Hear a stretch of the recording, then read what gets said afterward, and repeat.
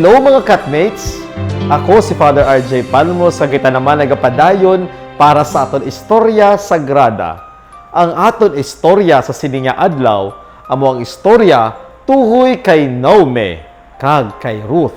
Nga aton mabasahan sa libro sang Ruth, Kapitulo 1, tubtob 4. Sang panahon nga wala pa sing hari ang pungsod Israel, may tuman nga tagulutom nga nagabot sa pungsod. Gani may isa ka tawo nga taga Bethlehem nga sakop sang syudad sang Huda nga nagdala sa iya asawa kag duwa ka anak nga lalaki sa Moab sa pagpuyo didto sing pila ka tuig. Ang ngalan sang sini nga tawo amo si Elimelech, nga iya asawa amo si Naomi, kag ang ila duha ka anak si Mahalon kag si Kilyon. Ini sila katapo sang tribo ni Ephrata. Samtang nagapuyo sila sa Moab, si Elimelech napatay kag si Naomi na lang ang kag iya duwa ka anak ang nabilin. Nagpangasawa sila sang mga dalaga nga taga Moab, yang isa ginhingalanan kay Orpa kag ang isa ginhingalanan kay Ruth. Sa tapos nakapuyo sila didto sinapulo ka tuig, si Manalon kag si Kilyon napatay man. Kag si Naomi isahanon na lang nga wala sing bana kag kabataan. Samtang didto pa sila sa Moab, si Naomi nakabati nga ang Ginoo naghatag sing maayo nga patubas sa isa iya mga tawo. Gani nagpanghimo siya sa paghalin sa Moab upod sa iya umagad nga babayi. Upod sila nga naglakat pabalik sa Huda, apang sa dalanon nagsiling si Naomi sa ila, "Pauli kamo, kag magpuyo upod sa inyo mga iloy. Kabay niyang Ginoo magmaayo sa inyo, subo nga nangin maayo kamo sa akon, kag sa ila nga mga nagtaliwan. Kag kabay nga buligyan kamo sa Ginoo, agon makapamana liwat kamo, kag mapahamtang sa kalinong ang inyo panimalay." Gani si Naomi naghalok sa pagpaalam sa ila, apang naghibi sila kag nagsiling sa iya, "Hindi kami magpauli, kundi maupod kami sa imo, pakadto sa imo mga kasimanwa." Si Naomi nagsabat, "Mga anak ko, nga abala maupod kamo sa akon? Makabata pa bala ako sing lalaki nga inyo mapamana? Magpauli kamo, hindi na ako makapamana kay tigulang na ako. Bisan magunahuna ako nga may paglaom pa, kag makapamana karon nga gabi kag makapamata sing lalaki. Hulaton bala ninyo nga magdalag ko sila kag pamanahon? Punggan bala ninyo ang inyo mga kaugalingon sa pagpamana sa iban? Mga anak ko, nakahibalo kamo nga indi mahimo ina. Ang Ginoo nagsilot sa akon kag naluoy gid ako sa inyo." Sa liwat, naghibi sila tanan. Dayon si Orpa naghalok sa iya ugangan sa pagpaalam, kag naglakat sa pagpauli, apang si Ruth indi gid maghalin. Gani si Naomi nagsiling sa iya Ruth, ang imobilas nagbalik na sa iya kasimanwa, kag sa iya Dios, "Pauli ka upod sa iya." Apang si Ruth nagsabat, "Hindi ako pagpilita sa pagbiya sa imo. Paupda ako sa imo. Maupod ako bisan diin ka makadto. Bisan diin ka magpuyo didto man ako. Ang imo banwa mangin akon banwa. Ang imo Dios mangin akon Dios. Kun diin ka mapatay didto man ako mamatay. Kag didto man ako ilubong.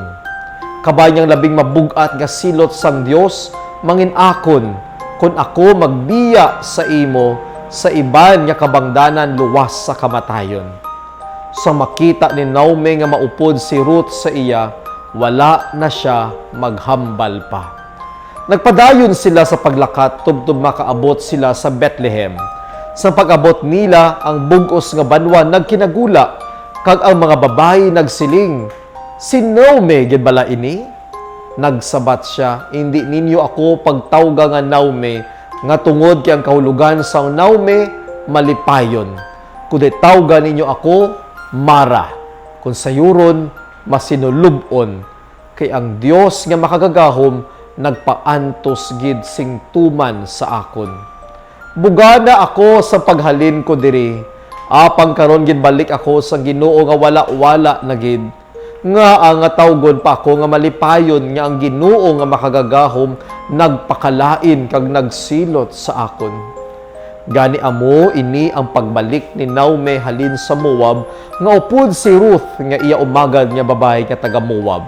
Sa pag-abot nila sa Bethlehem, nagasugod gid ang tag-alani sang trigo. Si Naomi may isa ka himata ang ginhingalanan kay Boaz. Isa siya ka manggaranon kag kilala nga tawo nga katapo sang panimalay sang bana ni Naomi nga si Elimelech.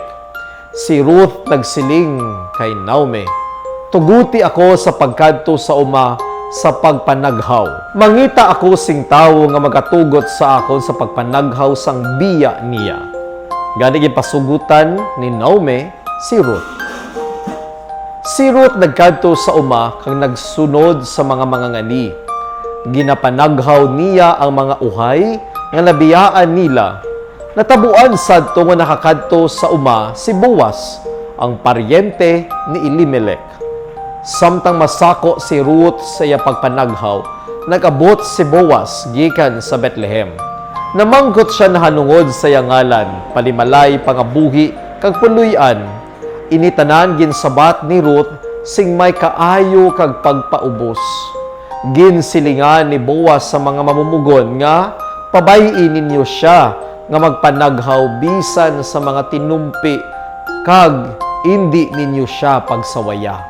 Bugnutan ninyo bisan ang mga uhay sa inupong kag ibilin ini agud nga pamuluton niya kag hindi ninyo siya pagsabdunga.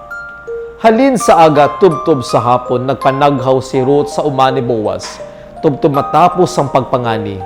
Wala magdugay si Ruth kag si Boaz nag-asawahay. Ginkasal si Ruth kag si Boaz sa Bethlehem, ang banwa ni David kag ni Kristo, sa tunga sang pagpanginbulahan sa mga tawo kag ila mga kasimanwa. Ang Ginoo nagbendisyon sa iya kag nagbusong siya kag nagbata sing lalaki nga ginhingalanan kay Obed. Si Obed nangin amay ni Jesse, kag si Jesse nangin amay ni Haring David. Pamalandong. Balik anay. Pamalandong. Pamalandong. Si Ruth, sang wala pa makasal sa anak ni Naomi, isa ka babae nga waay sing pagtuo, kag amat-amat nga nadulaan sing paglaom. Nabato na niya ang iya kapalaran, apang tungod kay siya nang mapainubuson kag mapinangamuyoon, nagupod siya kay Naomi sa isa ka malaba kag masinulubon nga pagpanglakaton. Apang sa katapusan sang iya banas, may kapawa nga magausbong, kag gikan sa ang katigulangan sang aton Ginoong Hesukristo. Pagpahanumdom sa aton nga hindi madulaan sang paglaom, kag magpabilin lang nga malig-on. Mga utot, ini ang mga aton istorya sagrada sa sini nga adlaw. Ang istorya ni Naomi kag ni Ruth. Ang istorya na no? Tulog hindi ka.